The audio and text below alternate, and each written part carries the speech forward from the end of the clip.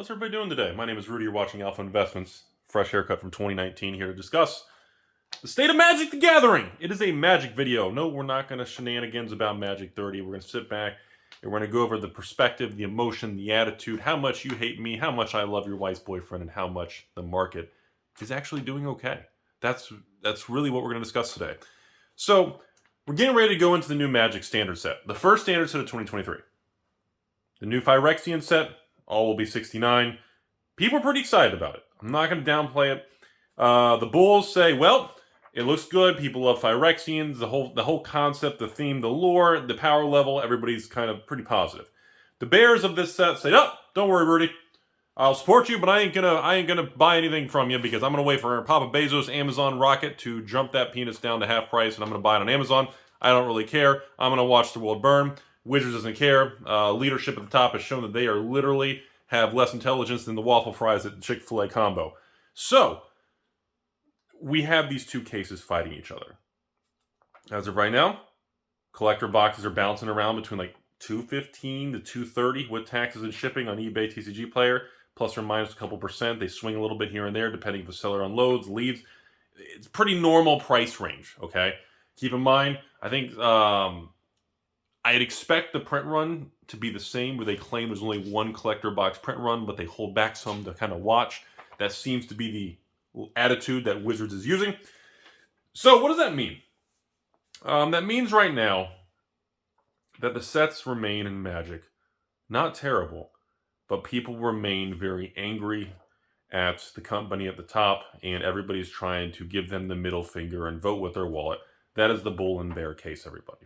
Now, with that being said, we also have headwinds with Q1 of 2023. On the macroeconomy, we continue to see inflation kind of cool back off. Fed's been crushing interest rates straight up to kind of ice the economy. We're seeing real estate slowly downtick here. We're seeing the stock market and the equity market continue to show stabilization. Not skyrocketing, but not tanking. We seem to have a sideways movement with a little bit of ups. I call it the kangaroo market on Wall Street, where we're kind of having equities kind of jump up for a while. We'll have a couple legs down, then it jumps up. We're kind of having that. But overall, we're not seeing new lows and substantial crashes. Crypto market is showing substantial upticks off the lows. Could be dead cat bounce. Could be a Rudy X surprise. We're not really sure. Obviously, I follow the big three kind of thing, just the Bitcoin, Ethereum, and kind of the, I don't want to say the third rate, but I follow Bitcoin, Ethereum mostly, and a few small altcoins, but I really don't follow the thousands of crypto stuff that most of you all know a lot more than I do. I kind of just follow the big two, and that's it. So, overall, they're off their lows. They're showing encouraging signs of trying to move forward. Now, of course, if macro conditions and other bad events happen, we'll crash back down, could go to new lows, nobody knows. It's fairy dust. No, Jimmy Buffett, Warren Buffett, nobody knows. So, I'm not going to pretend like I know what direction crypto is going to go. So, that's the macroeconomics, okay? And a lot of job layoffs. Tech, I am seeing every day, CNBC, on the actual Wall Street stuff, all these headlines on the equity markets, job cuts, job layoffs. I swear every tech company, every financial institution, every real estate related closing, mortgage, everything is just 5,000 layoffs, 10,000 layoffs. So we do have some headwinds in the job market and that kind of thing. So what does that mean for the state of Magic the Gathering and CCGs? Well, as an old fart who's been on YouTube for 7 years and 3,000 videos and living cardboard life for 20 years, in my opinion, on the surface, things seem a lot calmer. They feel a lot better, and they feel more stable moving through this. I mean, we're about to hit the second month of 2023. Now, I made some good lists on about 5 or 6 things between products of 2020 and 2022 that I want to discuss with everybody, and how I think this relates to the new Phyrexian set, all will be 69, coming in the next few weeks. Obviously, I'm going to be running my Patreon thing. Yeah, if you're watching this on the weekend, I'm going to be running the first weekend, the first Friday, like February 5th, 6th, 7th range, wherever the first weekend, or 3rd, 4th, wherever that is. The first Friday and Sunday, I'll be selling my Phyrexians to the patrons. I'll report to you all who are not a patron. I'll let you all know how it goes to see if the demand is there, if I sell out, if I get stuck with heavy bags. We'll kind of see how it goes. Do the same thing as before, whatever TCG player is at the time. We'll chop off $5, $10 a box. If you buy a case, you get, $50 to $75 off market price, and we'll see how that goes. Again, I remain cautiously optimistic, similar to Dominaria Remastered. Now, and before we go too far into the next thing, I do have to thank everybody. I am behind on my emails. and messages because ever since all the drama with my collection buying, and I love you, Reddit. You guys are like the ex-girlfriend that just always gives me that grin.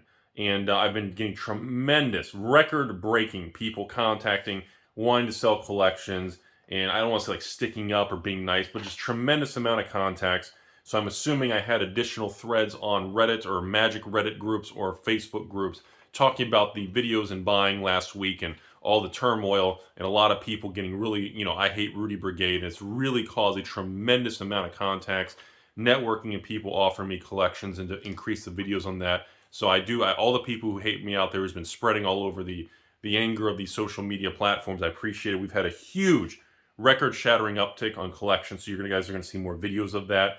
And I guess they say all anger and emotion always is a net gain in the long term. So you'll see more of that. I just want to appreciate, be patient. I'm trying to get through all the messages. There's just an insane amount of contacts with pictures and prices on all kinds of Magic collections and some sealed product, all that stuff. So just bear with me, but thank you all. Okay, so when we looked at these sealed products here, okay, I want to go through kind of the things I'm looking at. I'm just going to go through it, let you all digest it. You can comment below. Hold on. MetaZoo. Did the video break? Did you guys thumbs down and leave? All right, I want to make sure only the real people stay after this. You like that? That's my little angle now. Okay, so first I'm talking about Commander Legends 1 and 2. OG Commander Legends from 2020. And Baldur's Gate Commander Legends 2, which is that the biggest mistake you make, but you keep turning around looking for. I know. So first of all, Commander Legends 1. It is slowly and quietly, the original OG Commander Legends from 2020 continues to quietly uptick. It's been very calm, like 114 a box, 114.50 a box, 115. As of the filming of this video, Commander Legends 1 is now above 120 a box, plus tax. So we're not include the tax. So 130 with tax and shipping. 120 plus tax, okay? And here, but that really wasn't the part that got me. Well, the part that got me, you're going to hear this term a lot in this video, is the thinning of these markets. We continue to see stores go under, stores refusing to restock Magic, and stores flushing the books to raise capital. Inflationary market, job losses, overhead. It's a tough market, period. A lot of stores ain't going to make it. It sucks.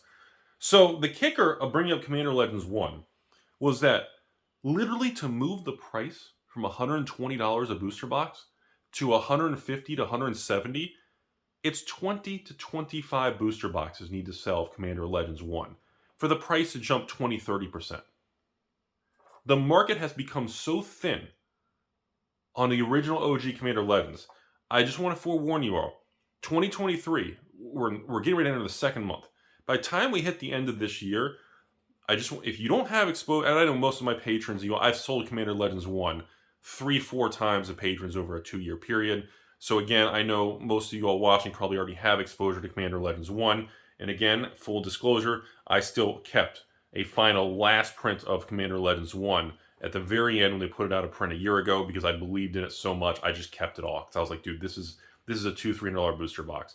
So I want to say, with all the financial advice of my ex-girlfriend, my cat, your wife's boyfriend, and when we played chess and checkers on Thursday nights, that $120 a box for Commander Legends 1, buckle up, Buttercup. She's going to 200 plus. Now, Commander Legends 2. This is the one that's shocking. You're not going to believe this, so make sure you say something mean below, thumbs down, or say something about my hair or my face or how many fat I'm looking from tacos. Say something derogatory to me, okay? Commander Legends 2 draft boxes. I knew something was going on because in the last 3 weeks, the #1 selling draft box I'm selling to my thousands of patrons is Baldur's Gate Draft. That is the #1 Magic box. Besides the specialty Friday Night Rudy sales where we sell, Dominar Remastered, new product or, something, or Jumpstart 2020. I mean, an actual regular standard set, which I guess is still specialty. But the #1 selling draft box I'm having, and again, I know some of you guys say, well, Rudy, don't carry some of the new draft boxes, so you're skewing your perspective. Yeah, got me. But the uptick of Commander Legends Draft and Commander Legends Set, boxes and cases I've been selling the last 2-3 weeks has gotten my attention. And I wanted to make this video because I went on TCG Player to see if something happened. And first of all, the draft and set buy, the expected value is surprisingly high. It's better than a lot of other Magic sets right now on a cost of sealed versus singles on a large scale without the variants. And what's interesting is Commander Legends 2 draft boxes. You ready for this? You ready for this? 23 boxes are available under $100 to $110. So if 4 cases of Baldur's Gate Draft still on TCG Player, Baldur's Gate Draft is now going to be $105 plus tax. $115 shipped per booster box on TCG Player for Baldur's Gate Draft. An all-time high. When did this happen? I didn't get the memo. And see, that's how, like I said, many times you can learn a lot. Not from getting or asking questions or running your mouth or doing Rudy rambles or just watching. And that's how I learn a lot of these things. That's how things come to my attention when all of a sudden I see orders of certain items pick up, or I get a bunch of messages from patrons on a certain thing. I can tell when something moves. Anyways, then the set boxes. We're down to about 48 set boxes before Baldur's Gate set goes back over $100 plus tax. So $110 with tax. I was in the impression from all the stores who were fire selling for the last 6 months straight, all the way through 2022, the summer, the winter, the fall, when Rudy's hair, you could see my hair grow, and all of a sudden, this is a textbook example. This happened in Eldritch Moon, Shadows over Innistrad in 2016. This happened with literally Battle for Zen, Oath, the first block when they had the Masterpiece cards. This happened with Amon Kitty Cat and Hour of Dev. Happened with Ixalan and Rivals. This happens many times in history. This is not a, whoa, this has never happened before. No, Timmy, open your eyes, shove it through your face. It's happened before. This has happened many times. And it catches everyone off guard because it's quiet. The stores that suppress and crash it because they are full-blown FOMO, fear, panic, or fun. The stores who are losing their mind, they dump everything. It makes the prices look overly cheap. And it makes people hate me, hate your store, hate every store in the country for ripping people off and overcharging. And then many of the stores who've been out there a long time, and people like me, just sit back and say, hey, you're free to have your opinion. Thank you for the feedback. I'm leaving my prices the same. I'm still selling the $88 draft with shipping and all the fees to your door. I haven't changed it. But suddenly, the market conditions and all the morons who fire sold and took their 10, 20, 30, 40% losses, they're flushed out, and they're not going to call a distributor and order more to do it again. They already been pounding the face. They're not going to be like, I enjoyed my pounding so much. My wife's boyfriend that just wants to come every day. Can we have a restock of Baldur's Gate? Nobody's doing that. So what's happening is the prices of the products are reinflating back up, not skyrocketing, but they're going to where they should have been. Rubber band theory. They were stretched so low from extreme behavior, it's wanting to pull back to its natural state, which is usually $90 to $100 a box. And with Wizards' new pricing model, draft boxes should be $1 to $110. Set boxes should be $120, $130. That's where the pricing should be. Collector boxes should never go under $200 based on where Wizards charges distributors and stores. But obviously the real world doesn't care about how we feel. So that is blowing my mind. Because I was like, why are all the patrons buying Baldur's Gate Draft and ordering the Baldur's Gate set cases from me again? Like, I'm still selling Baldur's Gate. I've been selling Baldur's Gate set cases for months.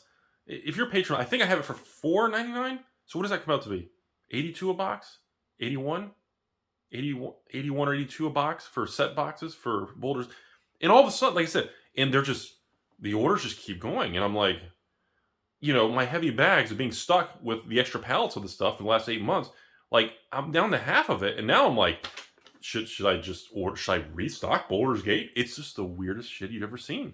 Because 6 months ago, I would have never predicted this. I thought it was I predicted that it would shift, but I predicted it would take a lot longer. Similar to what happened with like Chilling Reign and Battle Styles of Pokemon, when everybody was ragging on me on the Chilling Reign because Rudy was pumping Chilling Reign. And I was like, I'm telling you folks, in 1 to 2 years, Chilling Reign will be back over 100. And fuck, it's been like 6 months and the thing's up like 80%. All right. So, I want to comment. Baldur's Gate collector boxes. We talked about the set and draft. That's a really weird thing because, they increased the print run of the collector boxes of Commander Legends 2 because of the success and the massive price spike of Commander Legends 1 collectors. So, the collector boxes have not gone up in price. we remain in a situation where the price is thinning out again. I know we can't say fat pack, can't say thin. Yeah, well, you know what? Look at me. Look what the cardboard life and tacos has done to me. Who gives a shit? So what I'm seeing is the collector boxes are thinning out. The quantity of stores, the market depth of how many are being offered for sale is slowly reducing because the amount selling online is dripping out every day, but I'm not seeing additional supply brought to market. Now, it doesn't mean there's not a lot more out there and people just gave up, but it is thinning. So I don't see much of an uptick quickly, but it does appear. And remember, if the set and draft box go to 100 and 110, 120, you can't have the collector box for 140 when a draft box is 120. You can't have that. Now you're starting to get arbitrage. So you're going to see a rebalancing and a repricing of some of these items. And the Baldur's Gate thing's turning out to be a really interesting 2023 story. So I wanted to really share that. I think you all will appreciate that. And no, I'm not changing my prices. I'm going to leave Baldur's Gate for a couple more months to the patrons. I'm not raising the price. I'm just going to leave it the same. I just kind of want to see everything unfold. And it's just a cool story. I just wanted to share that one. So we're going to move to something else here. 2022, we're sticking there last year. Streets of Copacabana. Barry Manilow's disgusting thing. So no real uptakes across the board. Streets of Copacabana is now the most rejected Magic the Gathering standard set I have seen probably since Ixalan. So I'd say 5 years. Streets of Barry Manilow is the most rejected. I sell literally none of it. I've had it on my Patreon thing for a fucking year. Barely sells. I may sell a case a week. One patron falls asleep, gets wasted playing, I don't know, Path of Exile or Diablo or Rudy Isle, and his head hits the keyboard. He accidentally sends me a payment for Streets, and then sends me a message saying, Rudy, dude, I'm sorry. The weight of my balls hit the keyboard. I actually sent you a payment. Just send the case. Literally, those are the only people buying a case of Streets from me. And it's at least selling. I've seen no uptick on it. But the kicker is, I haven't seen a standard Magic set rejected this bad in so long. And I don't think they've ever reprinted Streets of Copacabana since it's come out. I believe Streets is going to be the only modern era standard Magic set to not have multiple reprints as a standard product, printed demand, because there's zero demand. And that makes a really fascinating story, because that I know that your ex knows that we all know on Wednesday nights, time changes everything. And there's never been a sealed Magic product, a standard Magic set in history that has stayed the same price for longer than a couple years. It's never happened. So as Streets, by the end of 2023, is going to be fully out of print. Last call is gone, whatever. And I don't remember the last time that a standard set did that poorly, except Ixalan or Hour of Devastation. And history has a 100% success rate. I can almost use the G-word guarantee if I didn't get sued by your ex. But overall, there's never been a Magic set in history that, when it did poorly through its life cycle, never outperformed its peers because of just lack of supply. So that is such a wild card product.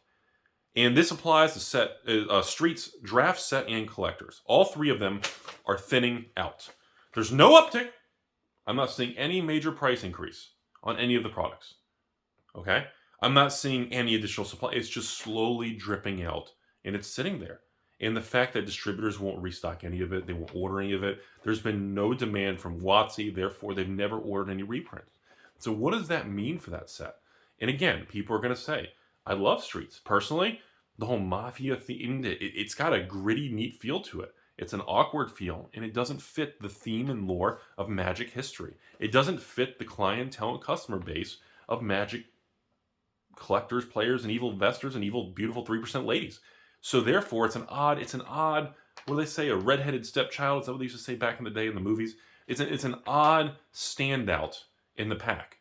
So I keep a palette of it, of Rudy Streets draft and set and collectors.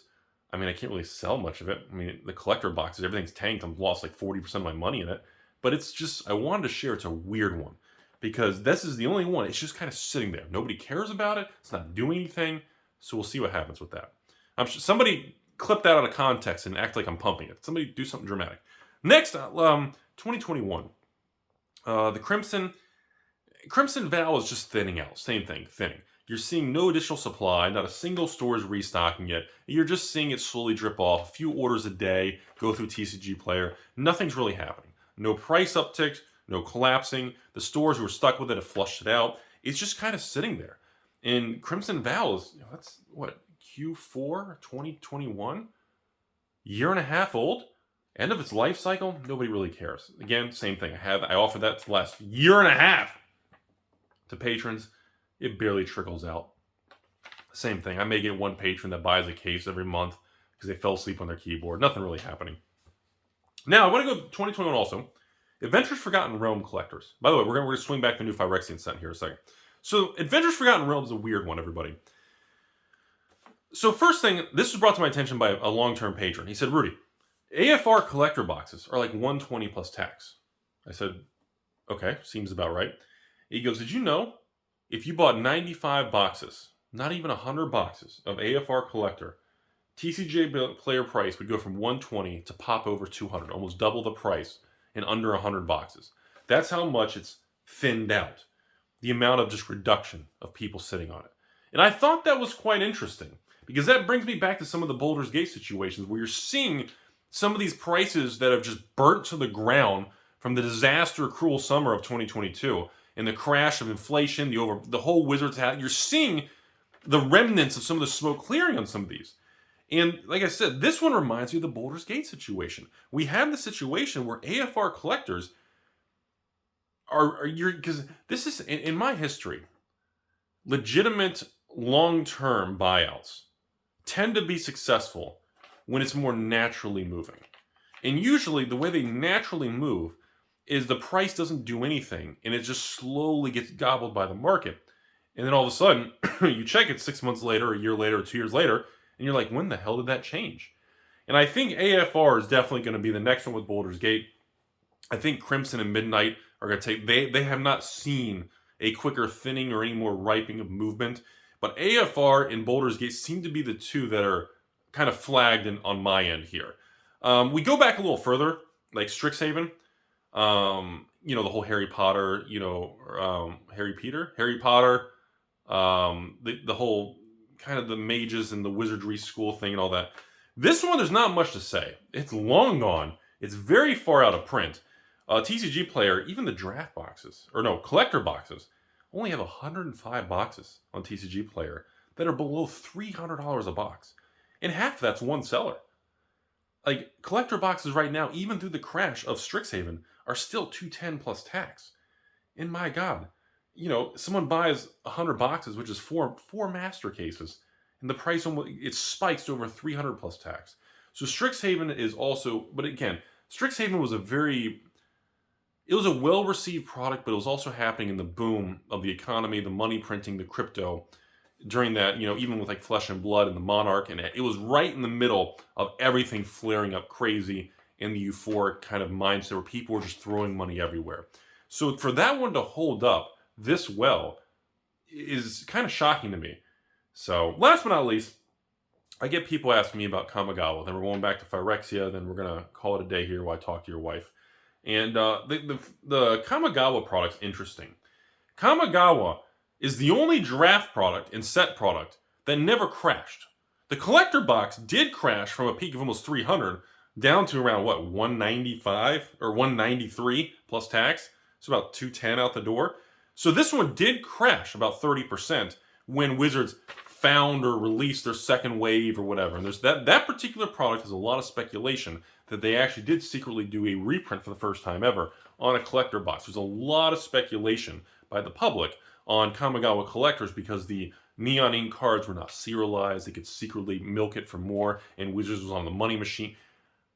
I see my attitude with that. I don't buy into that because from a risk-reward standpoint, I don't see Wizards taking that kind of a risk because if they got caught reprinting the collector box when they said they never would, I feel like the damage would be not worth the potential additional revenue when they can go to a million other places and get revenue. So now that we've gone through all that, the pattern I wanted to present to everybody today is that there seems to be the weak products are thinning. They're not moving up in price. There's no quick tendies. You can't make any money on it. I remain heavy bags with it. But I am seeing the things that shock me are like the Baldur's Gate thing is the number one thing that sparked this video. Okay.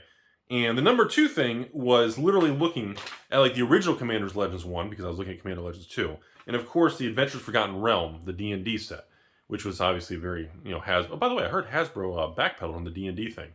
Makes you wonder if, it shows that, maybe they're not that dumb. Rudy, what?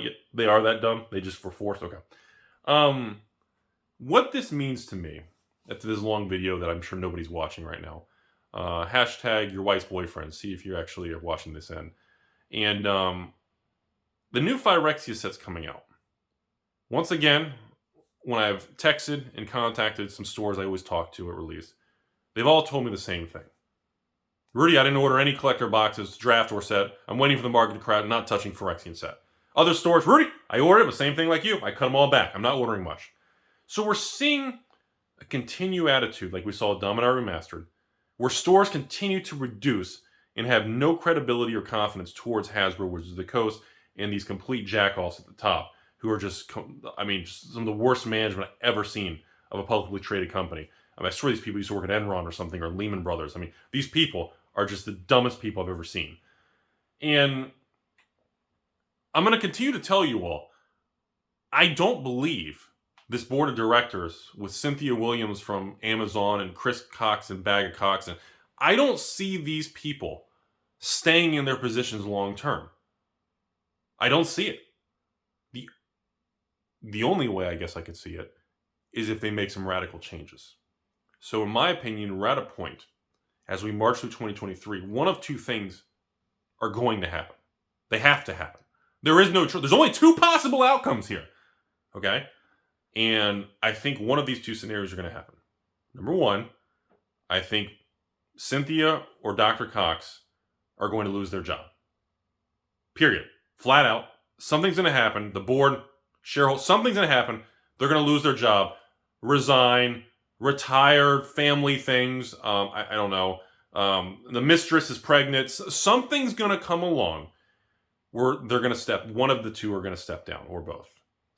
Now, I think that is the less likely outcome. What I actually think is going to happen is similar to what happened with D&D, where I think there is going to be some press releases and there's going to be some changes. And now the thing you're not going to want me to say on this camera, in these videos, well, no one's really watching this far. I think what's going to cause that catalyst is that sometime in 2023, because they think they're not doing anything wrong, we're going to have another product come out and completely collapse. Another Baldur's Gate scenario is going to happen. Now, I don't know when or where or which of the products in the year, but some product is going to have to come out and completely collapse. And I believe if and or when that happens again is going to be the tipping point. That'll be the tipping point. And I think at that point, we will see some forced shakeup from Hasbro and Wizards of the Coast. Unfortunately, that also means more stores are going to get crushed. People are going to get crushed. You are going to get crushed. I'm going to get crushed. Patrons are going to get crushed. Everyone's going to take a bath. And I believe at that point, I don't know how much they're going to be able to recover if we have another Baldur's Gate style crash this year. So if that scenario happens, because they refuse to alter behavior, I believe that'll be the catalyst that forces change. Now, of course, like I said, or they just come out and say, hey, the world's changed. We're tightening print runs and we've heard you. We're going to do a better job. And then all of a sudden you see a change and then everything just marches forward and we all look back and laugh and cry and curl up in the fetal position of this era. So I think these are the only possible scenarios. Now, the new Phyrexia set all will be 69 coming out. As of right now, I'm still not I am not carrying. I've discontinued the product line still of the Phyrexian draft boxes, the Phyrexian commander decks, the Phyrexian Jumpstart. We're not carrying any of these product lines. We've zeroed them all out. We've still stepped away. We're at three sets now. We have spent $0 in any of these sets. Hasbro stock and everything kind of reflects it, but hey, we're not going to go into that. Rudy, you don't represent anything. Oh, actually, I represent 1.1% of the revenue for Magic. So, yeah, you can go after yourself. That's not true. I think the collector and set seem to be the future of it. Okay. Now, there remains. Now, this is the thing. I've been telling you the reason I've continued to carry them is because I remain bullish that there's going to be a moment of change. And we don't know when that's going to happen, where they are actually not going to overprint the collector boxes and they're not going to overprint and obliterate the product. We just don't know when that's going to happen because they work so far in advance. You know, when that happens, you're going to see everyone's attitude change very quickly. For example, let's pretend for a moment, and I'm sure someone will clip it out of context making fun of me. Let's pretend we have inside info, which we don't. Let's pretend that the Phyrexian All V69 set, they reduced collector box print run by 50% to tighten the market, and there's no second wave. Let's just pretend. If that happens, by the time you know and I know and we all realize that Wizards has finally made changes, those boxes are going to stabilize at $250, maybe $300 a box. Because in reality, I think, the MSRP of a collector box technically is around $300 to $320 a box. Is the MSRP that doesn't exist because there is no MSRP. But technically, if you can go to Barnes & Noble or your local Walmart or your local Amazon warehouse, and if an individual pack, which is, from Wizards Direct, costs, X amount, if a collector pack costs $15, $20 for one pack, I mean, plus tax, you can kind of back into what it would cost. If it costs $25 a pack, if it costs $30 a pack, you can figure out what the price of a single pack is.